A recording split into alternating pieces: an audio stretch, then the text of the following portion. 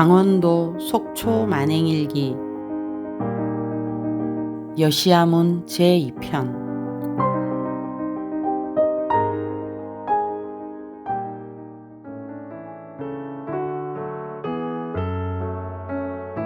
우리 만행에서 가장 기대되는 것은 오랜 전통인 야단법석이다. 방문 장소 곳곳마다 역사와 문화, 숨은 이야기까지 우곡 선사님께서 직접 설명해 주시지만 숙박을 포함한 만행은 저녁을 먹고 밤을 새워가며 법담 시간이 계속된다. 속초 외홍치 해변이 펼쳐진 이 장소는 선사님께서 30년 전 8시간 동안 큰 경계를 체험하신 곳인데, 선사님은 30년 만에, 우리는 처음으로 방문하게 되어 그 의미가 깊다. 오늘 속초에서도 어김없이 저녁을 먹고 야단법석이 펼쳐졌다. 우곡 선사님께서 하신 말씀입니다. 제가 이렇게 들었습니다. 이 사바 세상의 현실은 힘들고 암울하지만 이제 우리가 기댈 수 있는 곳은 정신세계뿐이다. 기존 종교도 영성의 힘도 코로나 시대에 도움이 되지 못했다. 자가 면역을 하는 에너지가 있는 곳이 이제 우리가 기댈 곳이다. 어두운 시대에는 작은 촛불도 밝아 보였다. 이제 자가 면역 에너지의 심신을 갖춘 사람이 현실에 있음이 보이고 실현됨을 보게 될 사람들이 늘어날 것이다.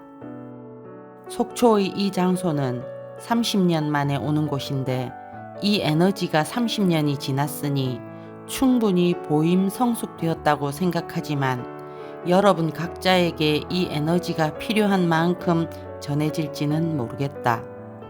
나처럼 대폭발의 경계를 겪기란 쉽지 않다. 나 이전에도 없었고 나 이후에도 불가능할 것이다. 왜냐하면 이러한 경계를 겪으면 운명이 완전히 바뀌어야 한다. 꽉 짜여진 삶 속에서 나처럼 완벽하게 바뀌기는 불가능하다. 그러니 나와 같은 경계를 바라지 말고 여러분은 여러분 현재의 삶을 살면 된다. 아니면 몸을 바꾸어야 하는데 유일하게 몸을 바꾼 사람이 하나 있다. 내일 신흥사에 갈 텐데 신흥사에서 만난 중이다. 지금 같은 환경만 되어도 어찌 같이 버텨나갈 수 있었을 텐데, 그때는 내 수행이 바빠 주변 환경이 너무 열악했고 나 또한 거침없고 과격했다. 당신은 속세세속의 논리에 갇혀 없었고 계율에만 얽매인 불교 수행을 받아들이지 못했다. 그래서 나와 같은 특별한 경험을 할 필요는 없다. 우곡선언 유튜브에 있는 내용이 신비롭지만 실감이 나지 않는 것은 나와 같은 세계에 가본 적이 없어서다. 같이 수행하는 여러분은 웬만한 사람들보다 더 많은 생을 이번 생에 이루어 자태가 다르고 눈빛이 다르고 기상이 다르다. 그동안 죽은 영혼도 불러오고 자폐도 고치고 하였다. 그렇게 한 것은 신파이다. 이렇게 자유자재인 것은 우곡선언의 자입하는 부처님의 법력을 아주 현실적인 에너지로 설명한 것이기 때문이다. 자는 측은지심과 대자대비심, 이는 해탈진리의 본가인 자연의 섭리, 파는 파동에너지이다. 없는 걸 만들거나 있게 하는 게 아니다. 이건 양자물리학에 있는 이야기이고 이것을 의사 공부를 한 사람들은 DNA라고 하더라. 실명한 83세 목사의 눈이 보이니 옆에서 지켜보던 한의사 및 목사의 비서, 참관자 모두가 기적이 일어났다고 탄성을 질렀다. 이 목사는 눈이 보이자 전에 모 대학병원에서 실명할 수 있다는 자필 서명까지 한 후 눈 수술을 했다고 그때서야 말을 하는 것이다. 안구 수술을 하면 신경세포가 손상되어 재생이 불가능하다고 옆에서 지켜보던 한의사가 말하였다. 신경세포도 세포다. 자이파로는 안 되는 게 없다. 이 자이파 에너지를 정제해서 넣어주는 것이다. 기운을 쓰고 나면 옛날에는 며칠씩 끙끙 앓았다. 천기를 누설했는데 사람의 운명을 바꾸었는데 아무렇지 않을 수가 없지 않나. 그러나 지금은 그렇지 않다. 30년 전 그날의 발생점은 심장이었다. 심장이 갑자기 뜨거워졌다. 당시에는 이 숙소 구조가 좀 달랐는데 전자시계가 붙어있는 문갑이 창 쪽에 있었다. 나는 그때 이조실록을 갖고 다니면서 읽고 있었는데 방바닥에 요를 깔고 누워 있었다. 그런데 갑자기 누가 나를 누운 자세 그대로 들어 올려 패대기를 치듯 엎어 놓았다. 그 상태로 엎드려 8시간 동안 호흡도 없고 눈 한 번 깜빡이지 않은 채 두려움과 고통을 겪으며 지났다. 그게 나의 사후세계 통각이다. 그 당시 간경화 말기 선고를 받고 있었는데 그 이후 2달 동안 옆구리 구멍 3곳에서 고름이 줄줄 흘렀다. 지금도 그 흉터가 남아있다. 그런 일련의 과정이 내 의지는 아니었고 불보살님의 인간불사 프로그램이라고 생각하고 있다. 나는 당시 종교도 가톨릭이었고 불교를 전혀 이해하지 못하는 사람이었다. 하지만 전생에 불도를 닦았다는 것은 확실하다. 어릴 때부터 육식이나 비린 것은 입에도 못 대었고 잡기도 전혀 없었다. 대학 졸업 후 사업을 시작한 후에는 술을 아무리 마셔도 취하지가 않았다. 자수성가했으나 길을 못 찾아 세상이 허무해서 그랬던 거다. 이것저것 다 해봐도 간이 안 맞더라. 그때 누가 있어 나를 부처님법에 연결해 주었더라면 일찍 정도를 걸었을 것이다. 그 길을 모르니 결국 몸을 불태워버렸던 것이다. 한 인간의 운명이 이렇게 흘러간다는 것 자체가 참으로 명확하고도 신비스러운 과정이다. 나는 아버지와 아내, 자식이 있었고 내가 선택한 길도 아니었다. 어떤 보이지 않는 프로그램에 의해 너무나 특이하고 불가사의한 길을 걷게 된 것이다. 그러니 여러분들은 내 운명을 답습하려 하지 마시라. 지금 여러분들의 상태가 행복하다고 본다. 만족할 일은 아니더라도 불행하지는 않다. 마음에 분심이 일어나면 사후세계가 귀에 들어오지 않는다. 이 세상에 나의 사후세계 통각이라고 말한 사람이 누가 있겠나. 제정신이면 그런 말 못한다. 사실 깨달음으로 가는 과정에서 업장이 멸하는 테마를 사람들은 사후세계라 하는 것이다. 왜냐하면 우리 업이 저장되어 있는 무의법계의 복잡한 시스템이 그런 과정을 가지고 있고 그 과정을 통과하게 된다. 종교 논리, 죽고 사는 논리로 말하면 사후세계가 되는 거다. 불교에서는 살아서 저승을 통과하는 과정이 곧 불도라고 하였다. 고요, 선정은 욕망, 야망, 분심, 걱정스런 몸과 마음을 고요히 하는 것인데 그 과정이 너무 어렵다. 잘못된 습관, 헛된 꿈 등 세속적 가치관을 제압하는 노력이 참선이다.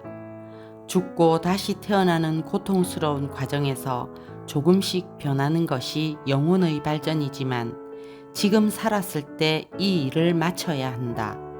그런데 거의 모든 수행자는 자기 업습을 제도하는 것이 아니라 앉아서 내 구미에 맞는 새로운 세계를 끌어와 유희를 한다.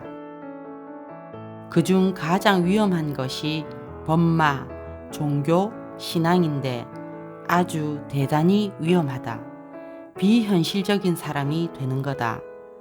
그것을 방지하기 위해서는 실상관법을 해야 한다.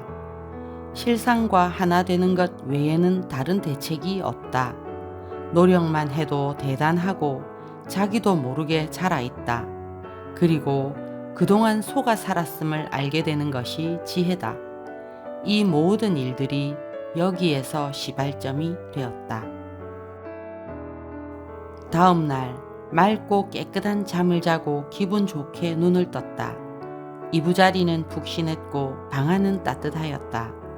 부지런한 도반들은 우리 숙소 앞 외홍치 해변가를 산책하며 동해의 일출을 가슴에 담고 배에 담고 또 사진에도 담았다. 속초는 물도 좋아서 매끄러운 물로 몸을 씻고 아침을 먹었다. 선사님께서는 한사코 우리를 말리셨지만 개호 30주년을 기념하며 생신 축하 노래도 부르고 생일 케이크도 잘라 함께 먹었다. 우리는 강원도의 산, 사계가 함께하는 이국적인 설악산을 감상하면서 속초 신흥사에 도착하였다. 주차장에서 내려 걸어 들어가는데 물소리가 우렁차다.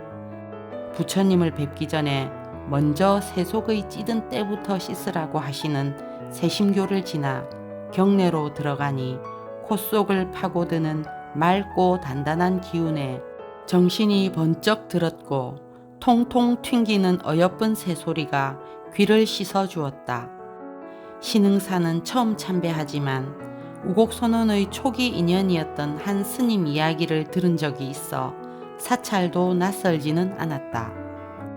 우곡선사님께서 말씀하셨습니다. 제가 이렇게 들었습니다. 저 창문 있는 대청마루에서 여기 승려들과 몇몇이 모여 법담을 하고 있는데 아주 젊은 중 하나가 계속 마당을 왔다 갔다 하고 있었다. 젊은 중 입장에서 보면 주지나 까마득하게 높은 어른들이 있으니 차마 들어오지는 못하고 무슨 얘기를 나누는지 궁금했던 모양이다. 내가 그 마음을 읽은 거다. 그래서 여기 와보라고 그 젊은 중을 불렀다. 그리고는 자네는 중될 사람이 아닌데 왜 여기 와 있느냐고 했더니 세상에는 마음 붙일 곳이 없다고 하면서 군대 제대한 지 얼마 되지 않았고 입대 전에 출가하여 제대하고 다시 들어왔다고 했다. 그럼 화엄사로 가서 수행을 해보라고 했더니 그날 저녁 바로 짐을 싸서 갔다고 하였다. 그래서 서울로 불러 승가대학에 입학을 시키고 북한산 보현봉에서 무신법을 맛보였다. 종단의 입장에서 보면 지금껏 보지 못한 신종중이 출현한 거다. 승가대학이 들썩했고 조계종이 술렁거렸다. 그 이후 번뜩이는 눈빛으로 힘을 주체하지 못하면서 다니다가 결국 속가로 내려가 어려운 집안을 일으키는데 그 기운을 썼다. 그리고 1년 반 만인가 우연히 TV에서 산사의 첫눈을 쓰는 그 중의 모습을 화면으로 보았다. 그 뒤 다시 선원으로 돌아왔는데 그때는 이미 몸은 망가져 있었고 운명을 바꾸어 준 스승을 배신한 데 대한 죄스러움이 있었을 것이다. 그리고 다시 선원을 나가서는 울릉도에서 몸을 바꾸었다. 그 일 이후로 나는 인간에게 어떤 기대도 하지 않는다. 그 힘으로 불교를 개혁하려고 했었다. 선사님께서는 건봉사는 기운이 편안한데 신흥사는 조금 거칠다고 말씀하셨다. 신흥사를 나와 미시령 톨게이트 근처에서 울산 바위를 정면으로 한눈에 담았다. 웅장했다. 수많은 바위 봉우리들은 위용이 넘쳤다. 강원도 산길을 돌고 돌아 춘천으로 이동했다. 잘 닦아놓은 고속도로를 돌아가면 편하겠지만 강원도의 산과 계곡, 마을을 보며 이동하는 길 자체가 만행이었다. 소양호를 가로지르는 인제 38대교를 건너 주차장에 차를 세우고 주변을 둘러보았다. 속초와는 달리 이곳 공기는 꽤 차가웠다. 춘천에 도착한 우리는 소양강과 북한강의 합수 지점인 의암호변에 세워진 소양강 스카이워크를 걸었다. 점심은 미리 예약해둔 인근 식당에서 막국수와 닭갈비를 먹었는데 원조 도시에서 먹는 멋과 맛이 더해져 맛있게 먹었다. 이번 강원도 만행의 일정은 여기까지이다. 1박 2일 동안 만행지마다 역사적 배경과 지리, 풍수, 가이드, 법문까지 해주시며 우리를 깨우쳐 주신 선사님께 감사의 인사를 드리고 도반들과도 다음 만행을 기약하며 각각 서울과 부산으로 향하였다. 집이 가까워지니 지금은 아득한 어제, 떠날 때만 해도 보이지 않았던 꽃들이 어느새 만개해서 우리들의 귀향을 반겨주었다. 하루 사이인데 만행 한번 잘 다녀오니 우리가 사는 집들이 모두 찬란한 꽃대골이 되어 있다. 우리 동네 봄바람이 꽃눈을 깨웠고 때가 왔음을 알아차린 꽃들이 일제히 꽃망울을 터뜨렸나 보다. 봄바람이 오지 않으면 꽃망울은 터지지 못하고 긴 겨울 춥고 시리지만 꽃눈이 되어 있지 않으면 봄바람이 와도 꽃대골은 없다. 꽃과 바람이 사는 사람들과 함께 어울리니 동네는 찬란하고 그곳에서 사는 사람들의 삶도 더불어 찬란하다. 나는 지금 저 속으로 들어가고 있다. 그럼 나의 삶도 찬란한 무리 속에서 찬란할 것이다. 자연의 순리를 믿고 내 삶의 확신을 가져보자. 어둡고 춥고 메말랐던 겨울은 분명 지났다. 이미 우리 집 안으로 들어왔는지도 모르고 나만 모르고 있는지도 모르겠다. 나 꽃, 너 꽃, 예쁜 꽃, 못난 꽃으로 구별하지 말자. 꽃이면 그냥 다 꽃이고 때를 만나면 피어나게 마련이다. 문득 마음에 콕 와닿았던 노래가 떠올라 가사를 써보았다. 모두 다 꽃이야. 산에 피어도 꽃이고 들에 피어도 꽃이고 길가에 피어도 꽃이고 모두 다 꽃이야. 아무데나 피어도 생긴 대로 피어도 이름 없이 피어도 모두 다 꽃이야. 봄에 피어도 꽃이고 여름에 피어도 꽃이고 몰래 피어도 꽃이고 모두 다 꽃이야.